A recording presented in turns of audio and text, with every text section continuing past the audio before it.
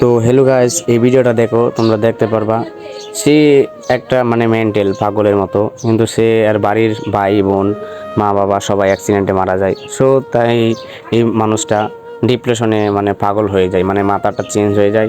So দেখো, আরও 5-6টা film মানুষ ওকে মিললে অনেক খাবার দাবার খাওয়াইলো, বাট অনেকবার আদরও করলো, আবার খাওয়াইলো, আবারও মারলো। সো 3বার হয়ে গেল। 3বারের পরে সো 2টা ট্যাং উপরে নিয়ে একটা ট্যাঙের হাড্ডি ভেঙে ফেলছে। সো মানুষ বলতে আমার লজ্জা করতেছে। দেখো আমাদের এই পাগল মানুষটারে কীভাবে হত্যা করছে। আমাদের মানুষ বলতে আজ লজ্জা হচ্ছে ভাই।